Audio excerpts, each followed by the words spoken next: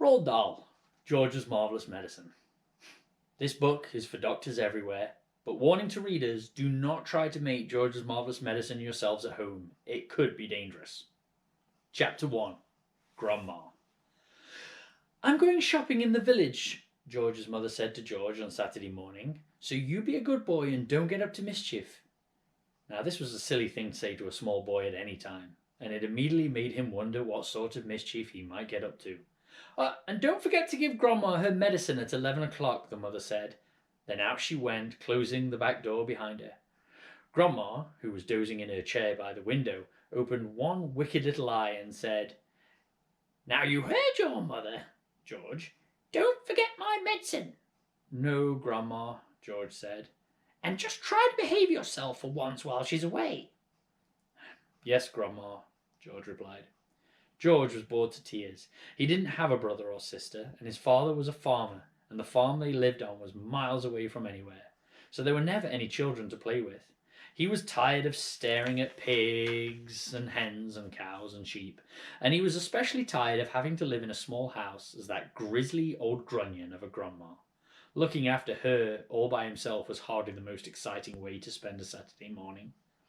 You can make me a nice cup of tea for a start, Grandma said to George. That'll keep you out of mischief for a few minutes. Yes, Grandma, George said. George couldn't help disliking Grandma. She was a selfish, grumpy old woman. She had a pale brown teeth and a small puckered-up mouth, like a dog's bottom. How much sugar in your tea today, Grandma? George asked her. 1 spoon, she said, and no milk. Now, most grandmas are lovely, kind, helpful old ladies, but not this one. She spent all day and every day sitting in her chair by the window, and she was always complaining and grousing and grouching and grumbling and griping about something or other. Never once, even on her best days, had she smiled at George and said, Well, how are you this morning, George?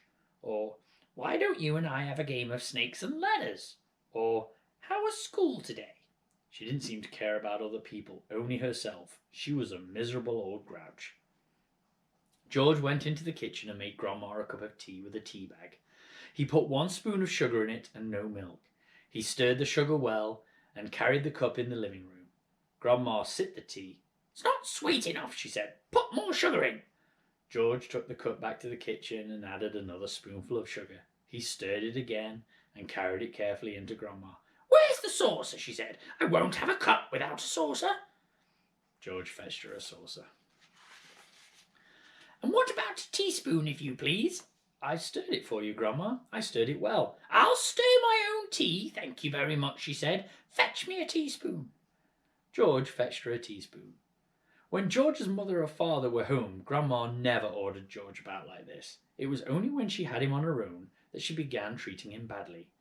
You know what's the matter with you? The old woman said, staring at George over the rim of the teacup with those bright, wicked little eyes. You're growing too fast. Boys who grow too fast become stupid and lazy. But I can't help it if I'm growing fast, Grandma, George said. Of course you can, she snapped. Growing's a nasty, childish little habit. But we have to grow, Grandma. If we didn't grow, we'd never be grown-ups. Rubbish, boy, rubbish, she said. Look at me. Am I growing? Certainly not. But you did once, Grandma. Oh, very little, the woman answered. I gave up growing when I was very extremely small, along with all the other nasty little childish habits, like laziness and disobedience and greed and sloppiness and untidiness and stupidity. You haven't given up any of those things, have you? I'm still only a little boy, Grandma. You're 8 years old, she snorted. That's old enough to know better. If you don't stop growing soon, it'll be too late. Too late for what, Grandma? It's ridiculous, she went on. You're nearly as tall as me already. George took a good look at Grandma. She certainly was a very tiny person. Her legs were so short, she had to have a footstool to put her feet on, and her head only came halfway up the back of the armchair.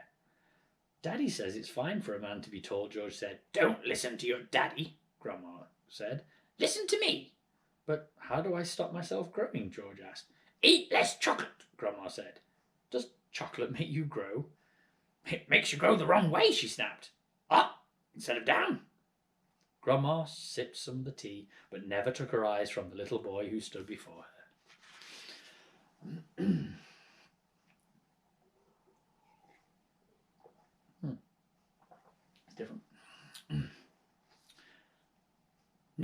up, she said. Always down.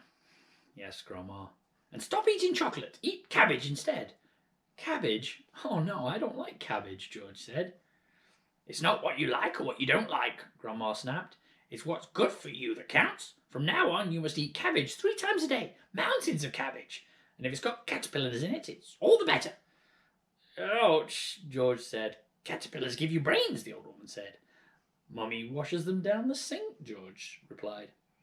Mummy's as stupid as you are, Grandma said. Cabbage doesn't taste of anything without a few boiled caterpillars in it. Slugs, too.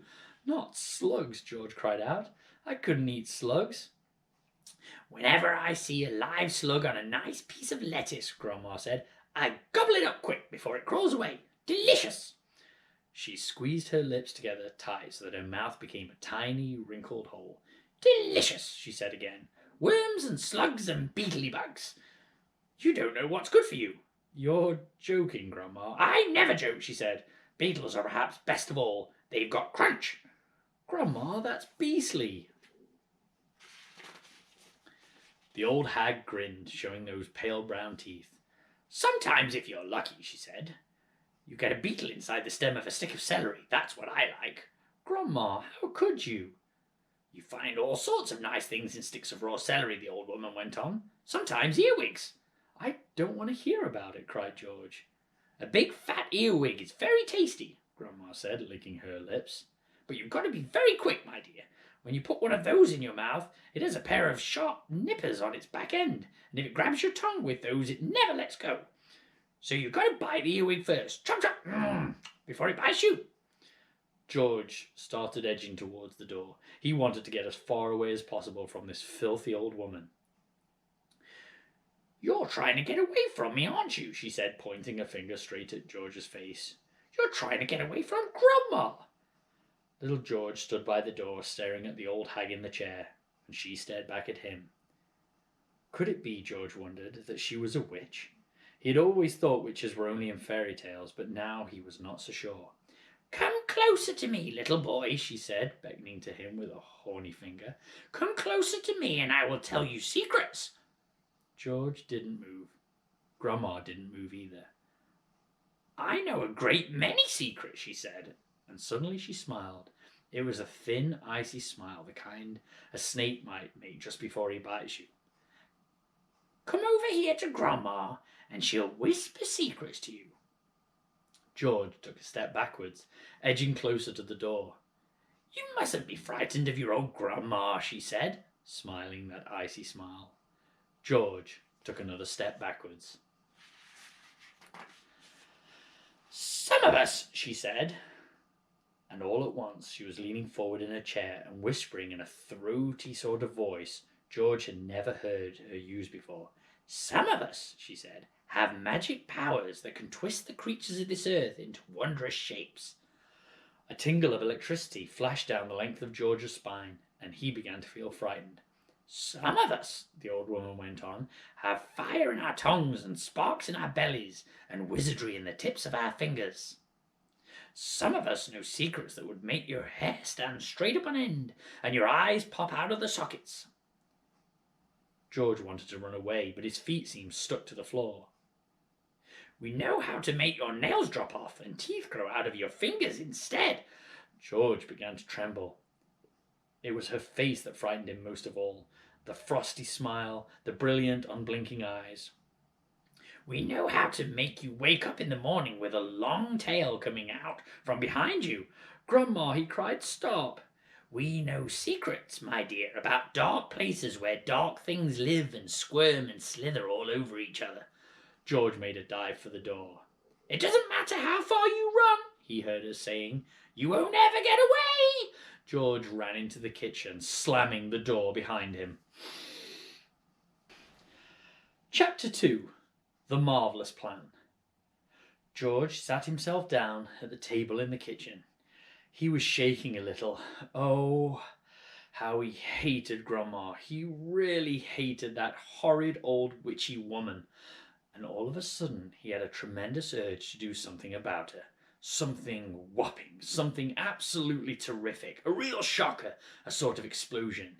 He wanted to blow away the witchy smell that hung about her in the next room.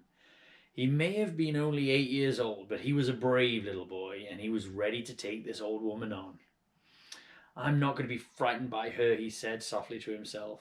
But he was frightened, and that's why he wanted suddenly to explode her away. Well, not quite away, but he did want to shake the old woman up a bit.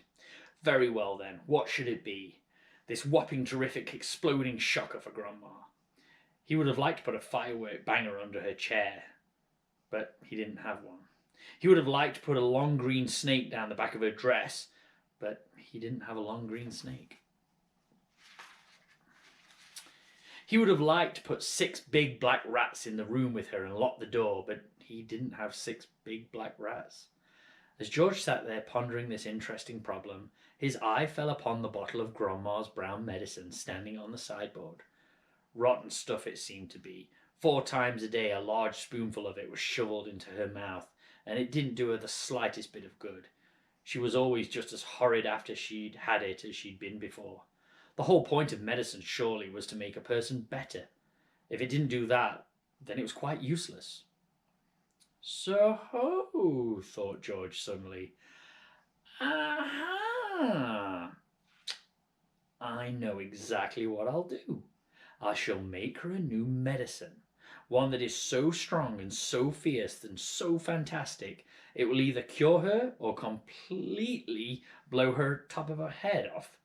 I'll make her a magic medicine, a medicine no doctor in the world has ever made before. George looked at the kitchen clock. It said 10:05. There was nearly an hour left before Grandma's next dose was due at 11. Here we go then, cried George, jumping up from the table. A magic medicine it shall be. So give me a bug and a jumping flea, give me 2 snails and lizards 3, and a slimy squiggler from the sea, and the poisonous sting of a bumblebee, and the juice from the fruit of a jujube tree, and the powdered bone of a wombat's knee, and 100 other things as well, each with a rather nasty smell. I'll stir them, I'll boil them long, I'll mix them tough and a mixture strong, and then heave-ho and down it goes. A nice big spoonful. Hold your nose, just gulp it down, and have no fear. How did you like it, Granny dear? Will she go pop? Will she explode? Will she go flying down the road? Will she go poof in a puff of smoke? Start fizzing like a can of Coke? Who knows? Not I. Let's wait and see. I'm glad it's neither you nor me. Oh, Grandma, if you only knew what I have in store for you. Chapter 3. George begins to make the medicine. George took an enormous saucepan out of the cupboard and placed it on the kitchen table. George, came the shrill voice from the next room. What are you doing? Nothing, Grandma, he called out. You needn't think I can't hear you just because you closed the door. You're rattling the saucepans. I'm just tidying the kitchen, Grandma. Then there was silence. George had absolutely no doubts whatsoever about how he was going to make his famous medicine. He wasn't going to fool about wondering whether to put in a little bit of this or a little bit of that. Quite simply, he was going to put in everything he could find. There would be no messing about, no hesitating, no wondering whether a particular thing would knock the old girl sideways or not. The rule would be this: whatever he saw, if it was runny, powdery, or gooey, in it went. Nobody had ever made a medicine like that before. If it didn't actually cure Grandma, then it would anyway cause some exciting results. It would still be worth watching. George decided to work his way around the various rooms one at a time and see what they had to offer. He would first go to the bathroom. There are always lots of funny things in the bathroom, so upstairs he went, carrying the enormous 2-handled saucepan before him. In the bathroom he gazed longingly at the famous and dreaded medicine cupboard, but he didn't go near it. It was the only thing in the entire house he was forbidden to touch. He had made solemn promises to his parents about this, and he wasn't going to break them. There were things in there that they told him could actually kill a person, and although he was out to give Grandma a pretty fiery mouthful, he didn't really want a dead body on his hands.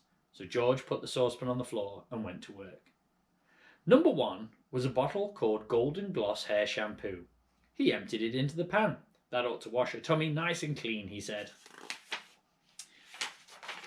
He took a full tube of toothpaste and squeezed out the whole lot of it in one long worm. Maybe that will brighten up those horrible brown teeth of hers, he said. There was an aerosol can full of super foam shaving soap belonging to his father.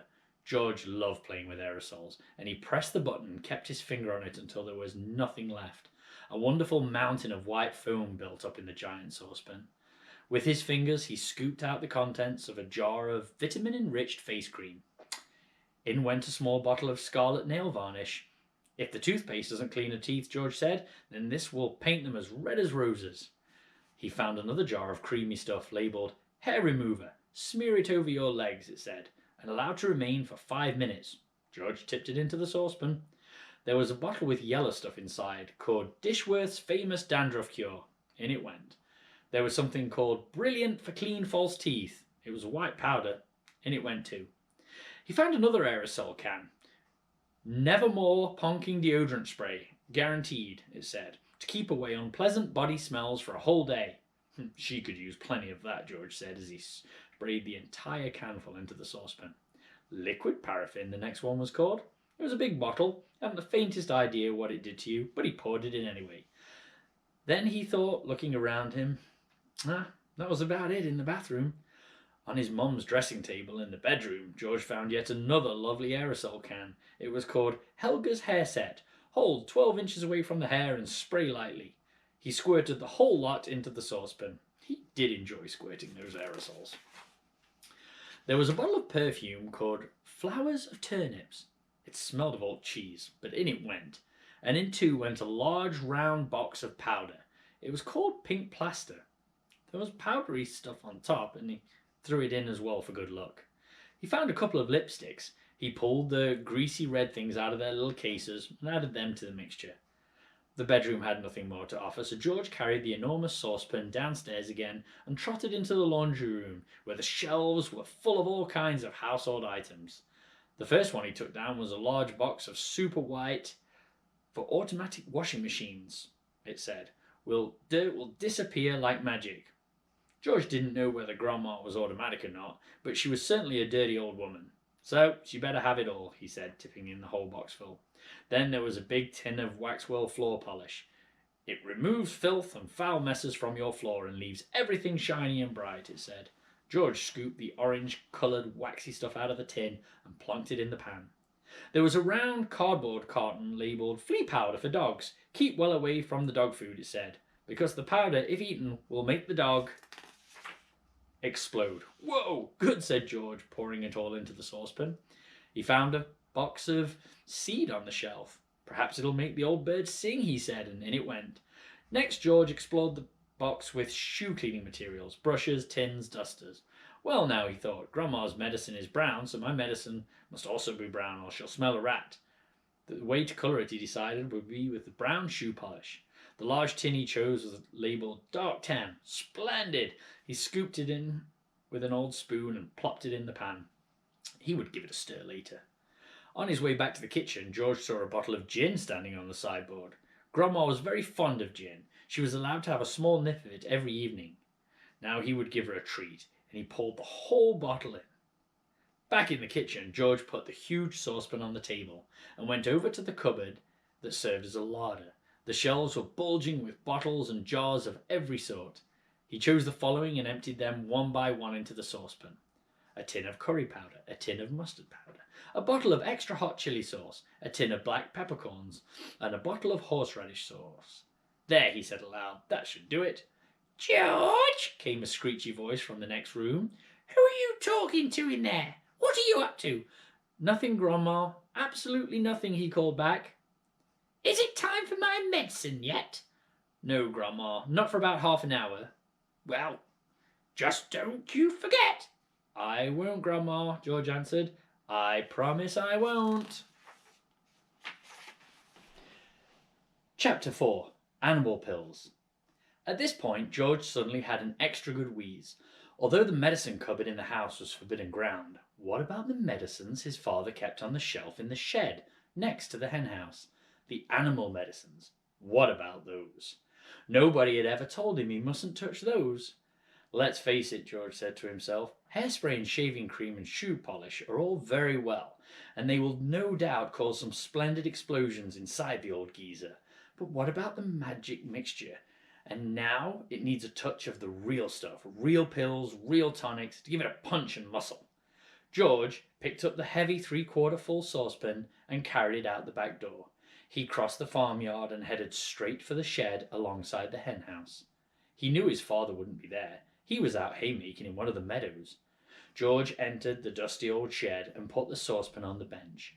Then he looked up at the medicine shelf. There were 5 big bottles there. 2 were full of pills, 2 were full of runny stuff, and 1 was full of powder. I'll use them all, George said. Grandma needs them, and boy does she need them. The first bottle he took down contained an orange-coloured powder, and the label said, "For chickens with foul pest, hen gripe, sore beaks, gammy legs, cockeritis, egg trouble, broodiness, or loss of feathers. Mix 1 spoonful only with each bucket of feed." Well, George said aloud to himself as he tipped in the whole bottleful, the old bird won't be losing any feathers after she's had a dose of this. The next bottle he took down had about 500 gigantic purple pills in it. "For horses with horse throats," it said on the label. "The horse-throated horse should suck 1 pill twice a day." Grandma may not have a horse throat, George said, but she's certainly got a sharp tongue. Maybe that'll cure them instead. Into the saucepan went the 500 gigantic purple pills. Then there were a bottle of thick yellowish liquid for cows, bulls, and bullocks. The label said, "Will cure cowpox, cow mange, ground horns, crumpled horns, bad breath in bulls, earache, toothache, headache, hoofache, tail-ache, and sore udders." Well, the grumpy old cow in the living room has every one of those rotten illnesses, George said. She'll need it all. And with a slop and a gurgle, the yellow liquid splashed in the now nearly full saucepan.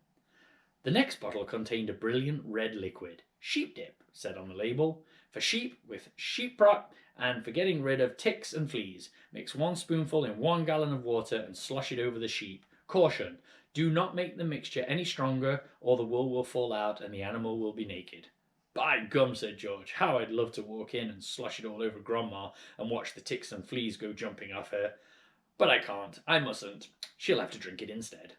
And he poured the bright red medicine into the saucepan. The last bottle on the shelf was full of pale green pills. "Pig pills," the label announced. "For pigs with pork prickles, tender trotters, bristle blight, and swine sickness. Give 1 pill per day in severe cases. 2 pills must be given, but never more, for the pig will suffer." "Just the stuff," said George. "For that miserable old pig back inside the house, she'll need a very big dose," and he tipped all the green pills, hundreds and hundreds of them, into the saucepan. There was an old stick lying on the bench that had been used for stirring paint. George picked it up and started to stir his marvellous concoction. The mixture was as thick as cream, and as he stirred and stirred, many wonderful colours rose up from the depths and blended together, pinks and blues and greens and yellows and browns. George went on stirring until it was all well mixed, but even so there were still hundreds of pills lying around at the bottom that hadn't melted, and there was his mother's splendid powder puff floating on the surface. "I should have to boil it all up," George said. 1 good quick boil on the stove is all it needs." And with that he staggered back towards the house with the enormous heavy saucepan. On the way he passed the garage, so he went in to see if there's any other interesting things that he needed to add. He added the following: 1/2 pint of engine oil to keep Grandma's engine going smoothly, some antifreeze to keep her radiator from freezing up in the winter, and a handful of grease to grease her creaking joints. Then back to the kitchen. Chapter 5. The Cook-Up. In the kitchen, George put the saucepan on the stove and turned up the gas flame underneath it as high as it would go. "George," came the awful voice from the next room, "it's time for my medicine." "Not yet, Grandma," George called back. "There's still 20 minutes before 11 o'clock. "What mischief are you up to in there now?" Granny screeched. "I hear noises." George thought it best not to answer this one. He found a long wooden spoon in the kitchen drawer and began stirring hard. The stuff in the pot got hotter and hotter. Soon the marvellous mixture began to froth and foam. A rich blue smoke, the colour of peacocks, rose from the surface of the liquid, and a fiery, fearsome smell filled the kitchen. It made George choke and splutter. It was a smell unlike any he had smelled before. It was a brutal and bewitching smell, spicy and staggering, fierce and frenzied, full of wizardry and magic. Whenever he got a whiff of it up his nose, firecrackers went off in his skull and electric prickles ran along the back of his legs. It was wonderful to stand there stirring this amazing mixture, and to watch it smoking blue and bubbling and frothing and foaming as though it was alive. At one point he could have sworn he saw bright sparks flashing in the swirling foam. And suddenly George found himself dancing around the steaming pot, chanting strange words that came into his head out of nowhere. Fiery broth and witch's brew, foamy froth and rich as blue, fume and spume and spoondrift spray, fizzle, swizzle, shout hooray, watch it sloshing, swashing and sploshing, hear it hissing, squishing and spissing, Grandma better start to pray. Chapter 6. Brown paint. George turned off the heat under the saucepan. He must leave plenty of time for it to cool down. When all the steam and froth had gone away, he peered into the giant pan to see what colour the great medicine now was. It was a deep and brilliant blue. "It needs more brown in it," George said. "It simply must be brown or she'll get suspicious." And George ran outside and dashed into his father's tool shed where all the paints were kept. There were a row of cans on the shelf, all colours, black, green, red, pink, white, and brown, and he reached for the can of brown. The label said simply, "Dark brown gloss paint, 1 quart." He took a screwdriver and pried off the lid. The can was 3/4 full. He rushed it back to the kitchen, and he poured the whole lot into the saucepan. The saucepan was now full to the brim. Very gently, George stirred the paint into the mixture with a long wooden spoon. Ah, it was turning a lovely brown, a creamy, rich brown. "Where's that medicine of mine, boy?" came the voice from the living room. "You're forgetting me. You're doing it on purpose. I shall tell your mother." "I'm not forgetting you, Grandma," George called back. "I'm thinking of you all the time. But there are still 10 minutes to go." "You're a nasty little maggot," the voice screeched back. "You're a lazy and disobedient little worm, and you're growing too fast." George fetched the bottle of Grandma's real medicine from the sideboard. He took out the cork and tipped it down the sink, and then filled the bottle with his own magic mixture by dipping a small jug into the saucepan and using it as a pourer. He replaced the cork. Had it cooled down enough yet? Not quite. He held the bottle under the cold tap for a couple of minutes. The label came off in the wet, but that didn't matter. He dried the bottle with a dishcloth. All was now ready. This was it. The great moment had arrived. "Medicine time, Grandma," he called out. "I should hope so too," came the grumpy reply. The silver tablespoon in which the medicine was always given lay ready on the kitchen sideboard. George picked it up. Holding the spoon in one hand and the bottle in the other, he advanced into the living room. Chapter 7. Grandma Gets the Medicine. Grandma sat hunched in her chair by the window. The wicked little eyes followed George closely as he crossed the room towards her. "You're late," she snapped. "I don't think I am, Grandma." "Don't interrupt me in the middle of a sentence," she shouted. "But you finished the sentence, Grandma." "There you go again," she cried. "Always interrupting and arguing. You really are a tiresome little boy. What's the time?" "It's exactly 11 o'clock, Grandma." "You're lying as usual. Stop talking so much and give me my medicine. And shake the bottle first. Then pour it onto the spoon and make sure it's a whole spoonful." "Are you going to gulp it all down in one go?" George asked her, "or would you like to sip it?" "What I do is none of your business," the little old woman said. "Fill the spoon." As George removed the cork and began very slowly to pour the thick brown stuff into the spoon, he couldn't help thinking back upon all the mad and marvellous things that had gone into the making of this crazy stuff. The shaving soap, the hair remover, the dandruff cure, the automatic washing machine powder, the flea powder for dogs, the shoe polish, the black pepper, the horseradish sauce, and all the rest of them, not to mention the powerful animal pills and powders and liquids, and the brown paint. "Open your mouth wide, Grandma," he said, "and I'll pop it in." The old hag opened her small, wrinkled mouth, showing disgusting, pale brown teeth. "Here we go," George cried out. "Swallow it down." He pushed the spoon well into her mouth and tipped the mixture down her throat, and then he stepped back to watch the result. It was worth watching. Grandma yelled, "Owie!" and her whole body shot and whoosh into the air. It was exactly as though someone had pushed an electric wire through the underneath of her chair and switched on the current. Up she went like a jack-in-the-box. And she didn't come down. She stayed there, suspended in midair, about 2 feet up, still in the sitting position, but rigid now. Frozen, quivering, eyes bulging, the hair standing straight up on end. "Is something wrong, Grandma?" George asked her politely. "Are you all right?" Suspended up there in space, the old girl was beyond speaking. The shock that George's marvellous mixture had given her must have been tremendous. You'd have thought she'd swallowed a red-hot poker the way she took off from that chair. Then she came down again with a plop, back into her seat. "Call the fire brigade!" she shouted suddenly. "My stomach's on fire!" "It's just the medicine, Grandma," George said. "It's good strong stuff." "Fire!" the old woman yelled. "Fire in the basement! Get a bucket, man the hoses, do something quick!" "Cool it, Grandma," George said, but he got a bit of a shock when he saw the smoke coming out of her mouth and out of her nostrils. Clouds of black smoke were coming out of her nose and blowing around the room. "By golly, you really are on fire," George said. "Of course I'm on fire," she yelled. "I'll be burnt to a crisp, I'll be fried to a frizzle, I'll be boiled like a beetroot." George ran into the kitchen and came back with a jug of water. "Open your mouth, Grandma," he cried. He could hardly see her for the smoke, but he managed to pour half a jugful down her throat. A sizzling sound, the kind you get if you hold a hot frying pan under a cold tap, came up from deep down in Grandma's stomach. The old hag buckled and shied and snorted. She gasped and gurgled. Spouts of water came shooting out of her, and the smoke cleared away.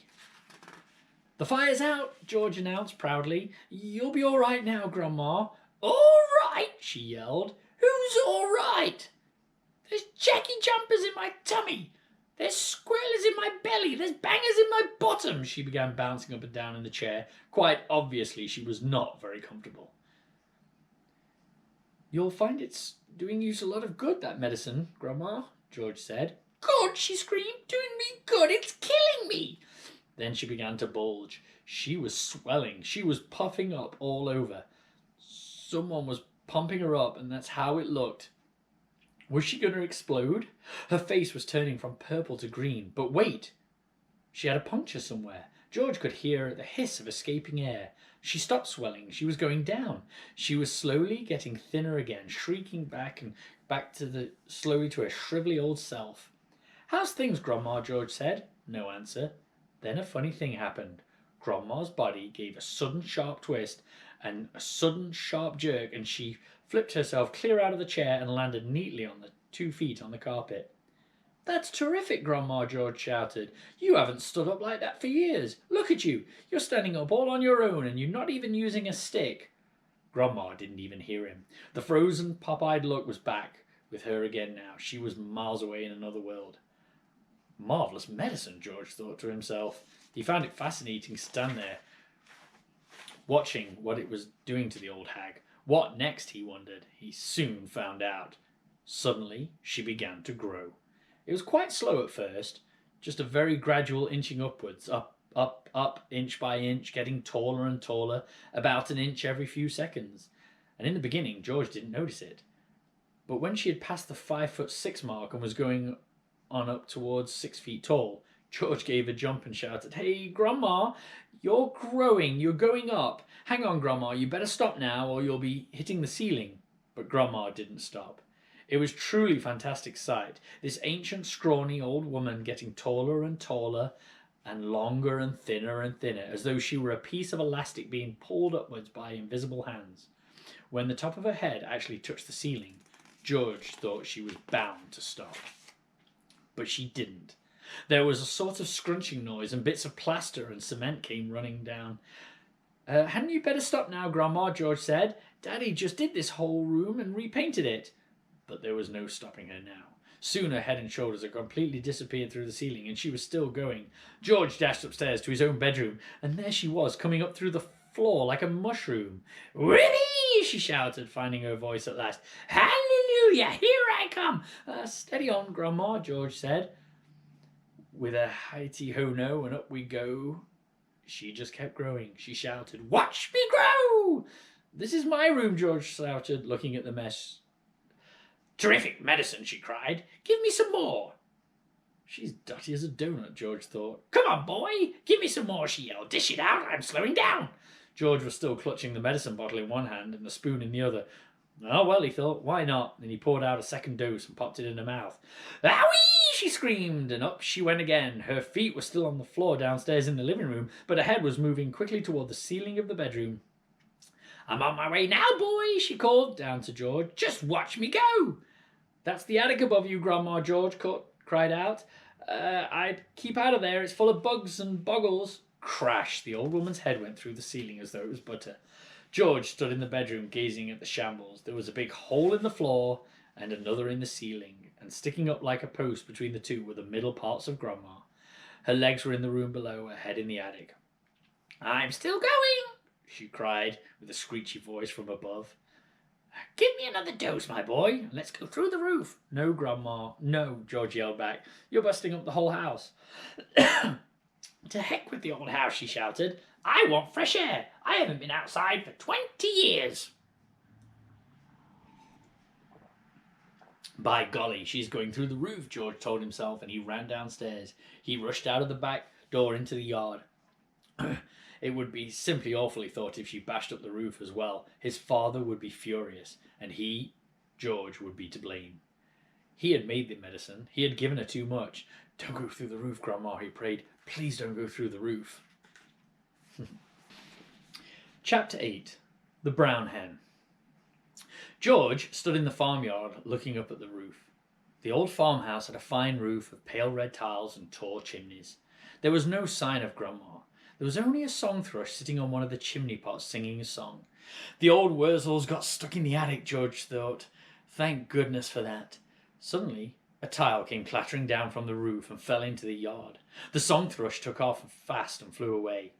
Then another tile came down. Then half a dozen more. And then very slowly, like some weird monster rising from the deep, Grandma's head came through the roof.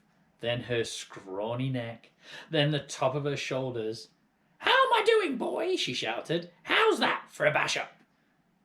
Don't you think you'd better stop now, Grandma?" George called out. "I have stopped," she answered. "I feel terrific.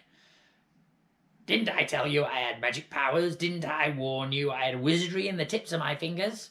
But you wouldn't listen to me, would you? You wouldn't listen to Grandma." "You didn't do it, Grandma," George shouted back to her. "I did. I made you a new medicine." "A new medicine? You? Rubbish!" she yelled. I did it, George shouted. "You're lying as usual," Grandma yelled. "You're always lying." "I'm not lying, Grandma. I swear I'm not." The wrinkled old face high up on the roof stared down suspiciously at George. "Are you telling me you actually made a new medicine all by yourself?" she shouted. "Yes, Grandma, all by myself." "I don't believe you," she answered. "But I'm very comfortable up here. Now fetch me a cup of tea." A brown hen was pecking about in the yard close to where George was standing. The hen gave him an idea. Quickly he uncorked the medicine bottle and poured some of the brown stuff onto the spoon. "Watch this, Grandma," he shouted. He crouched down, holding the spoon to the hen. "Here, chicken," he said. Chicken, come here, have some of this." Now, chickens are pretty stupid birds and very greedy. They think everything is food. This one thought the spoon was full of corn and hopped over. It put its head on one side, looked at the spoon. "Come on, chicken," George says. "Come on, chick."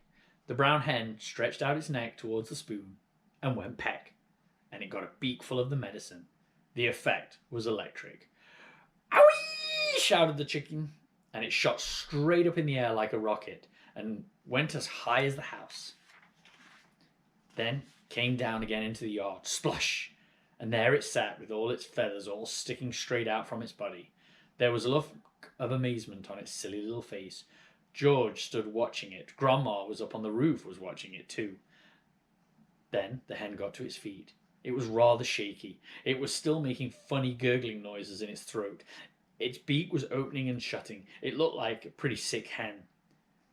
"Now you've done it, you stupid boy," Grandma shouted. "That hen's going to die. Your father will be after you now. He'll give you socks and serve you right." All of a sudden, black smoke came pouring out of the hen's beak.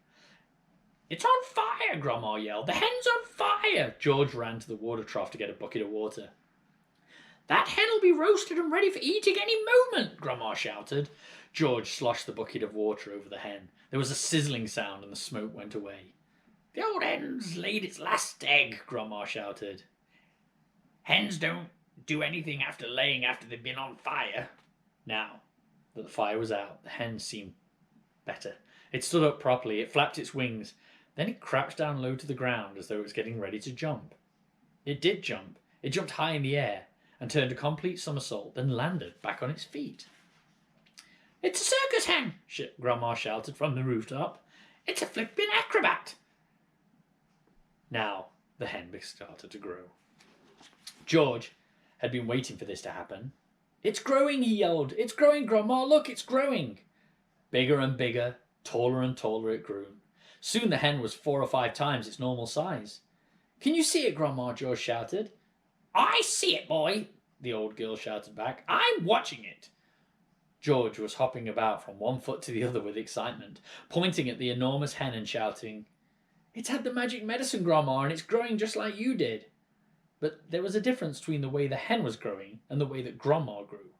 When Grandma grew taller and taller, she got thinner and thinner, but the hen didn't. It stayed nice and plump all along. Soon it was taller than George, but it didn't stop there.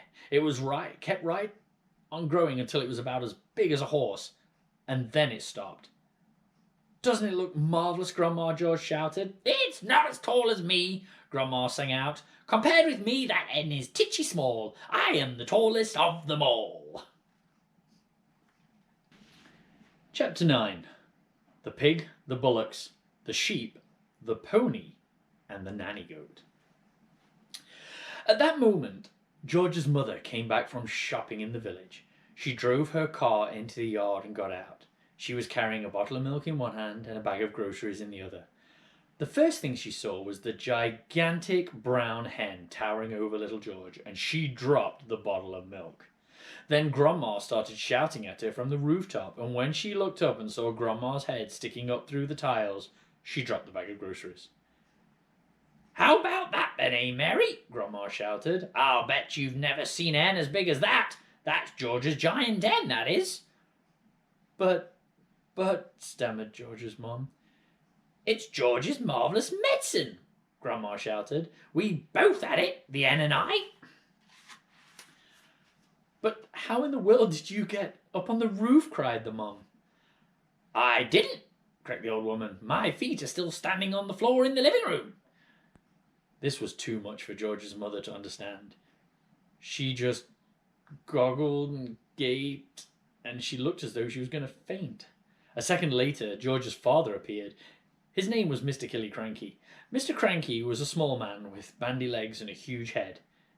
He was a kind father to George, but he was not an easy person to live with, because even the smallest things got him all worked up and excited. The hen, standing in the yard, was certainly not a small thing, and when Mr. Cranky saw it, he started jumping about as though something was burning his feet. "Great heavens!" he cried, waving his arms. "What's this? What's happened? Where did it come from? It's a giant hen. Who did it?" "I did," George said. "Look at me!" Grandma shouted from the rooftop. "Never mind about the hen. What about me?" Mr. Cranky looked up and saw Grandma. "Shut up, Grandma," he said. It didn't seem to surprise him that the old girl was sticking up through the roof.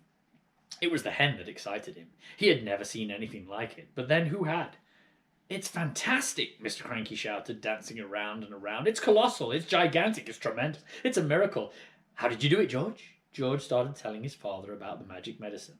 While he was doing this, the big brown hen sat in the middle of the yard and went cluck, cluck, cluck, cluck, cluck, cluck, cluck, and everyone stared at it.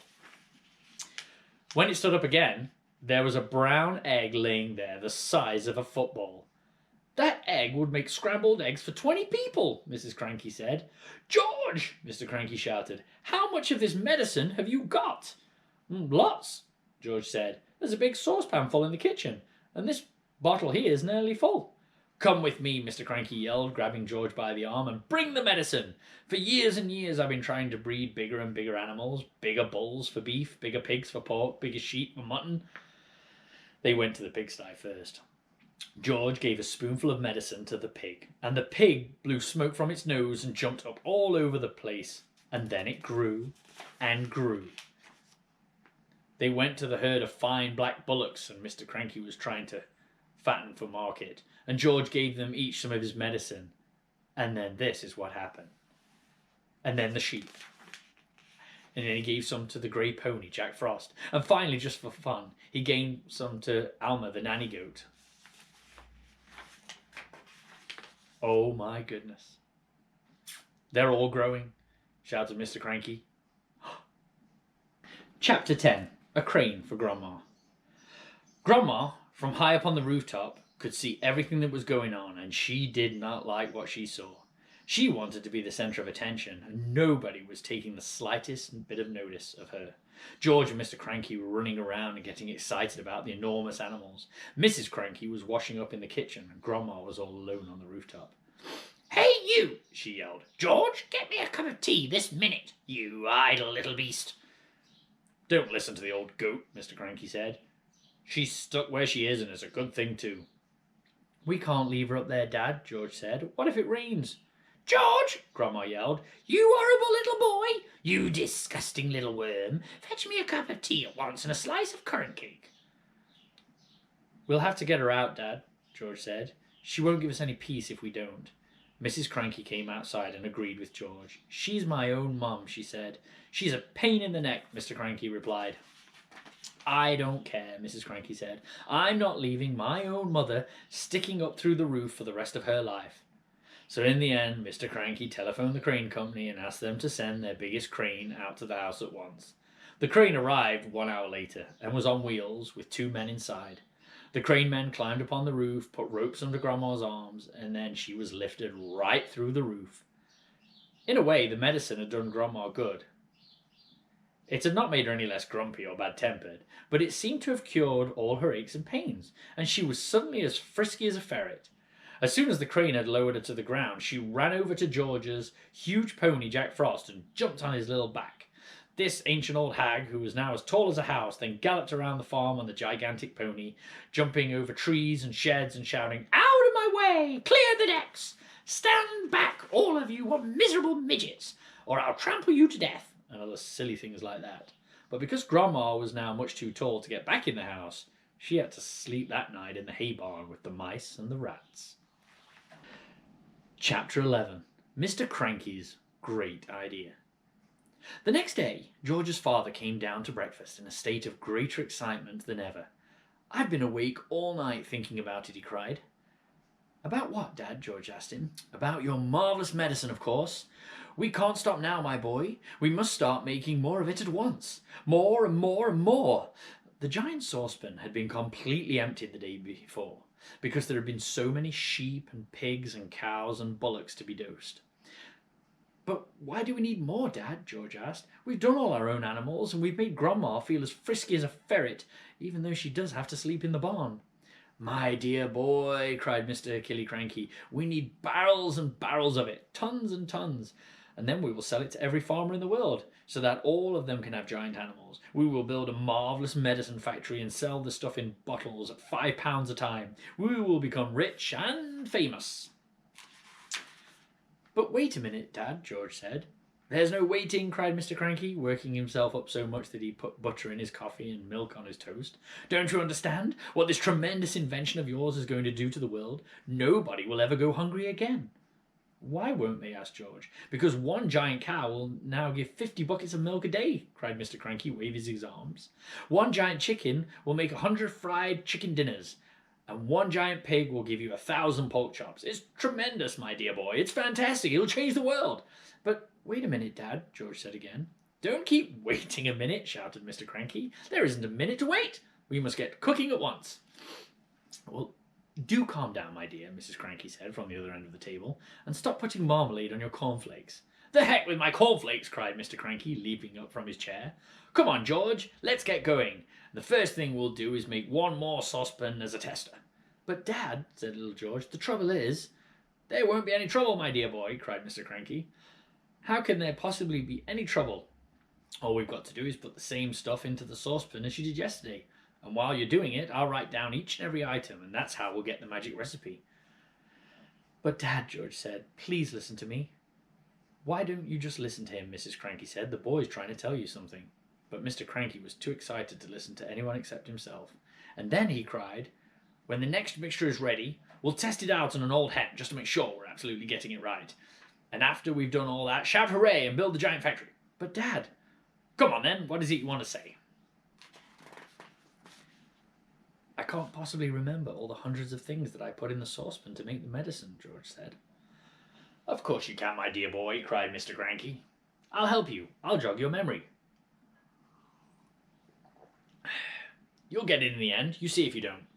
Now then, what was the first thing that you put in?" "I went up to the bathroom first," George said, "and I used a lot of things in the bathroom on Mummy's dressing table." "Well, come on then," cried Mr. Killicranky. "Up we go to the bathroom." Now when they got there, they found, of course, a whole lot of empty tubes and empty aerosols and empty bottles. "Well, that's great," said Mr. Cranky.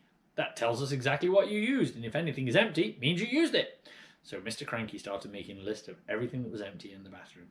Then they went to Mrs. Cranky's dressing table. "A box of powder," said Mr. Cranky, writing it down. "Helga's hair set, flowers of turnips perfume. Terrific, this is going to be easy. Where'd you go next?" "To the laundry room," George said. "But are you sure you haven't missed anything up here, Dad?" "That's up to you, my boy," Mr. Cranky said. "Have I?" I don't think so," said George. So down they went to the laundry room, and once again Mr. Cranky wrote down the names of all the empty bottles and cans. "My goodness me, what a mass of stuff you used," he cried. "No wonder it did magic things. If we use this lot—" "No, Dad, it's not," George said, and he led his father out of the shed where the animal supplies were kept and showed him the big 5 empty bottles up on the shelf. Mr. Cranky wrote them down with their names and amounts. "Anything else?" Mr. Cranky asked. Little George scratched his head and thought, but he couldn't remember having anything else put in. Mr. Killicranky leapt into his car and drove to the village and bought new bottles and tubes and cans of everything on the list, and then went to the vet and got a fresh supply of all the animal medicines George had used. "Now show me how you did it, George," he said. "Come along, show me exactly how you mixed them all together." Chapter 12. Marvelous Medicine, Number 2. They were in the kitchen now, and the big saucepan was on the stove. All the things Mr. Cranky had bought were lined up near the sink. "Come along, boy," called Mr. Killicranky. "Which one did you put in first?" This one," George said. "Golden Gloss Hair Shampoo," and he emptied the bottle into the pan. "Now the toothpaste," George went on, "and the shaving soap, and the face cream, and the nail varnish." "Keep at it, my boy," called Mr. Cranky, dancing round the kitchen. "Keep putting them in. Don't stop, don't pause, don't hesitate. It's a pleasure, my dear fellow, to watch you work." And one by one, George poured and squeezed the things into the saucepan. With everything so close at hand, the whole job didn't take him much more than 10 minutes. But when it was all done, the saucepan didn't somehow seem to be quite as full as it had been the first time.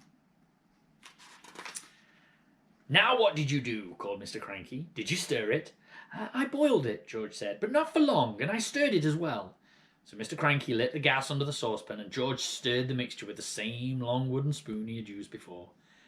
"It's not brown enough," George says. "Wait a minute, I know what I've forgotten." "What?" Mr. Cranky. "Tell me quick, because if we've forgotten one tiny thing, then it won't work, at least not in the same way." It was about a quart of brown gloss paint," George said. "That's what I've forgotten." Mr. Killicranky shot out of the house and into his car like a rocket. He sped down to the village and bought the paint and rushed back again. He opened the can in the kitchen and handed it to George, and George poured the paint into the saucepan. "Aha, that's better," George said. "That's more like the right colour." "It's boiling," cried Mr. Cranky. "It's boiling and bubbling, George. Is it ready yet?" "It's ready," George said. "At least I hope it is." "Right," shouted Mr. Cranky, hopping around. "Let's test it. Let's give it to a chicken." "My heavens alive, why don't you calm down a bit?" Mrs. Cranky said, coming into the kitchen. "Calm down?" cried Mr. Cranky. "You expect me to calm down?" And here we are mixing up the greatest medicine ever discovered in the history of the world. Come along, George, dip a cupful out of the saucepan and get a spoon and we'll give it to a chicken, just to make absolutely certain we've got it right. Outside in the yard there were several chickens that hadn't had any of George's marvellous medicine number 1, and they were pecking about in the dirt in the way that silly chickens do. George crouched down, holding out a spoonful of marvellous medicine number 2. "Come on, chicken," he said. "Good chicken. Come on, chicken." A little white chicken with black specks on its feathers looked up at George and walked over to the spoon and went peck.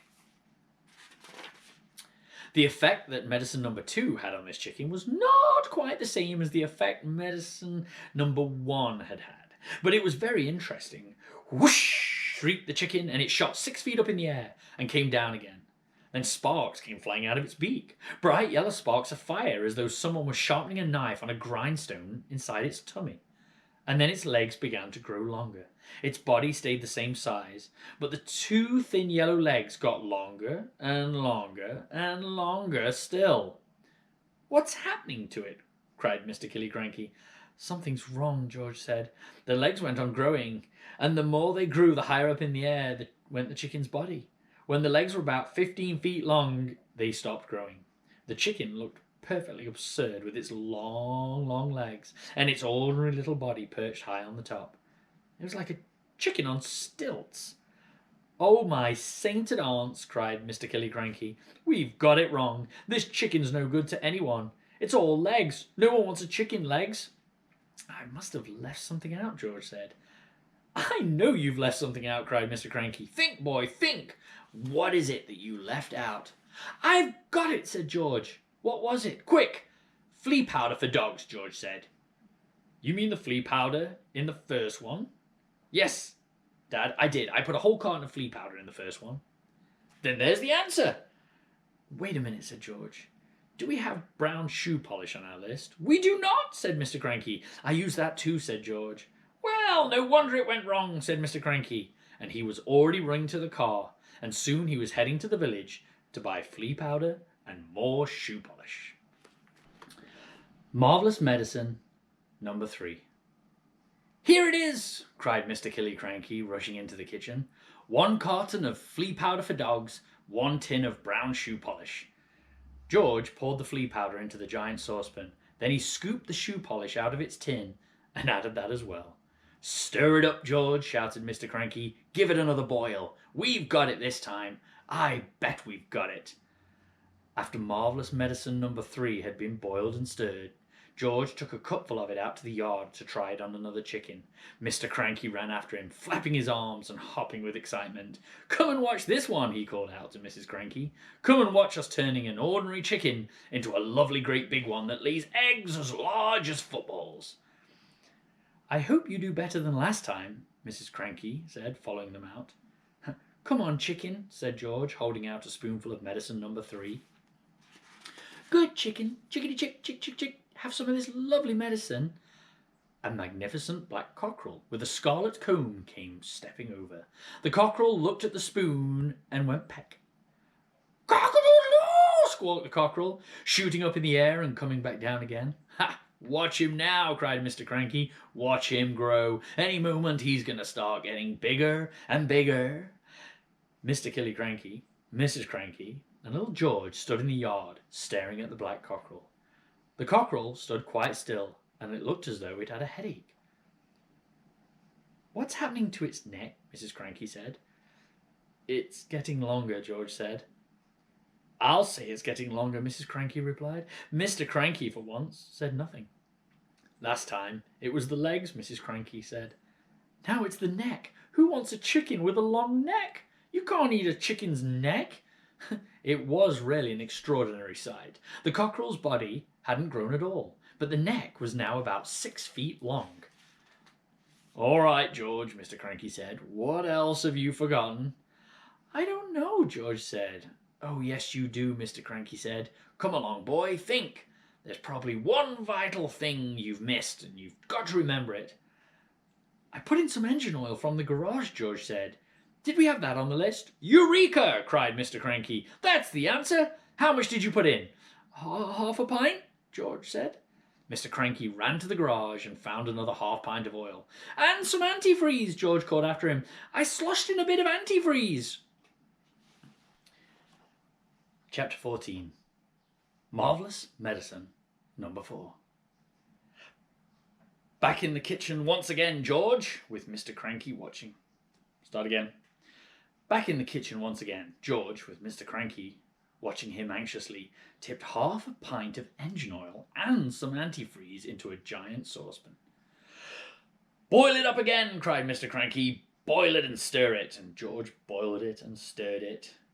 "You'll never get it right," said Mrs. Cranky. "Don't forget, you don't just have to have the same things, that you've got to have exactly the same amount of things. And how can you possibly do that?" "You keep out of this," cried Mr. Cranky. "We're doing fine. We've got it this time. You see if we haven't." This was George's marvellous medicine number 4. And when it had boiled for a couple of minutes, George once again carried a cupful of it around into the yard. Mr. Cranky ran after him. Mrs. Cranky followed more slowly. "You're going to have some mighty queer chickens around here if you go on like this," she said. "Dish it out, George," Mr. Cranky cried. "Give a spoonful to that one over there," and he pointed to a little brown hen. George knelt down and held out the spoon with the new medicine. "Here, chickie, chickie, try some of this." And the brown hen walked over and looked at the spoon, and it went, "Quack." "Out," it said. Then a funny whistling noise came out of its beak. "Watch it grow," shouted Mr. Cranky. "Don't be too sure," said Mrs. Cranky. "Why is it whistling like that?" "Keep quiet, woman," said Mr. Cranky. "Give it a chance." They stood there staring at the brown hen. "It's getting smaller," George said. "Look, Dad, it's shrinking." And indeed it was, for in less than a minute the hen had shrunk so much it was no bigger than a newly hatched chick. It looked ridiculous.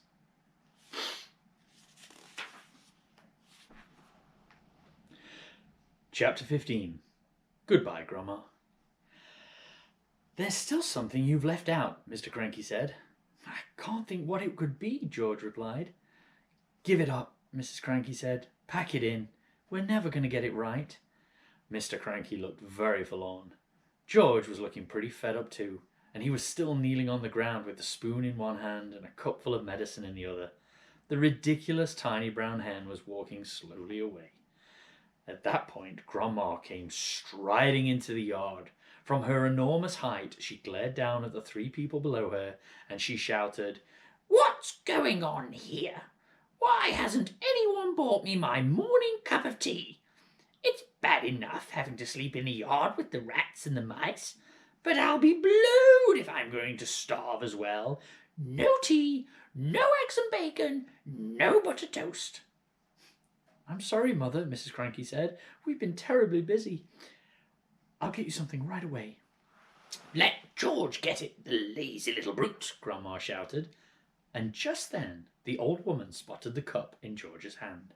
She bent down and peered into it, and she saw that it was full of brown liquid.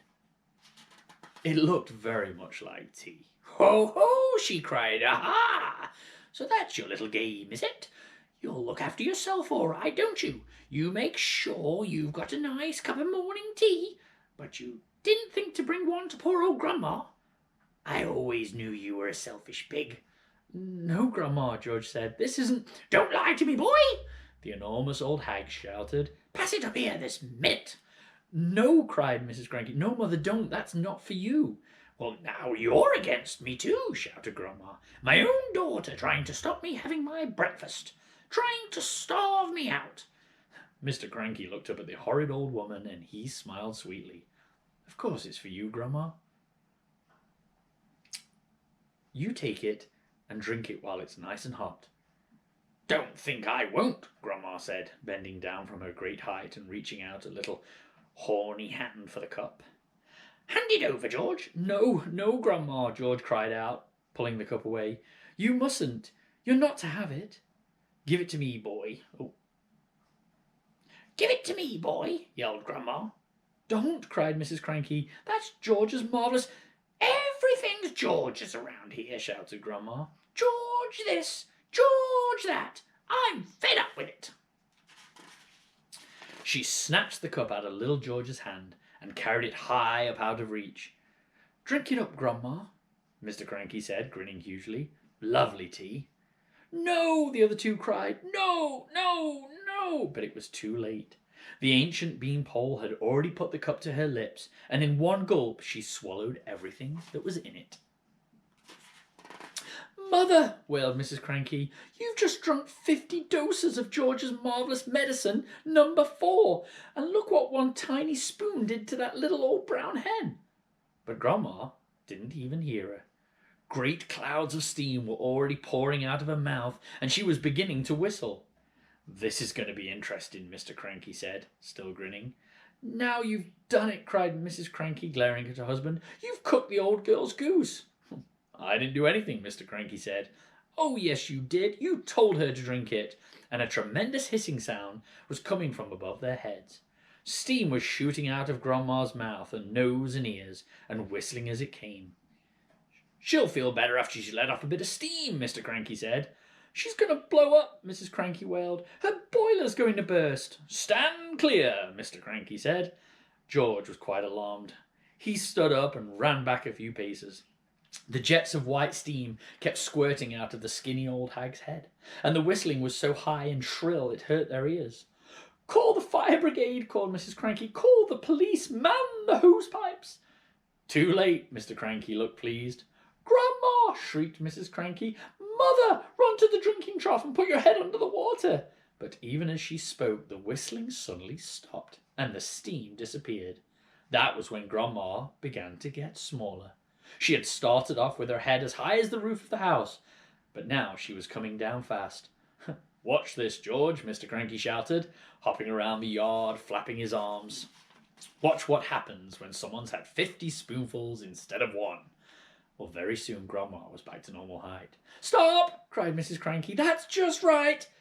But she didn't stop. Smaller and smaller she got. Down and down she went, and in another half-minute she was no bigger than a bottle of lemonade. "How do you feel, Mother?" asked Mrs. Cranky anxiously. Grandma's tiny face still bore the same foul and furious expression it always had. Her eyes, no bigger than little keyholes, were blazing with anger. "How do I feel?" she yelled. "How do you think I feel? How would you feel if you'd been a glorious giant a minute ago, and suddenly you're a miserable midget?" "She's still going," shouted Mr. Cranky gleefully. "She's still getting smaller." And by golly, she was.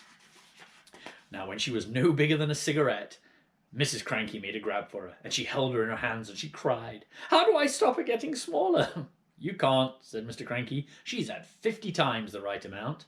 "I must stop her," Mrs. Cranky wailed. "I can hardly see her as it is." "Well, catch a hold of each end and pull," Mr. Cranky said. By then, Grandma was the size of a matchstick and still shrinking fast. A moment later, she was no bigger than a pin, then a pumpkin seed, and then... "Where is she?" cried Mrs. Cranky. "I've lost her." "Hooray!" said Mr. Cranky. "She's gone. She's disappeared completely. That's what happens if you say you're a grumpy and bad-tempered... Great medicine of yours, George."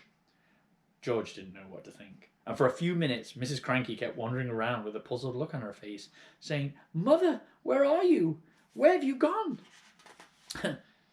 "Where have you got to? How can I find you?" But she calmed down quite a bit, and quickly. And by lunchtime, she was saying, "Well, I suppose it's for the best, really. She was a bit of a nuisance around the house, wasn't she?" "Yes," Mr. Cranky said. "She most certainly was."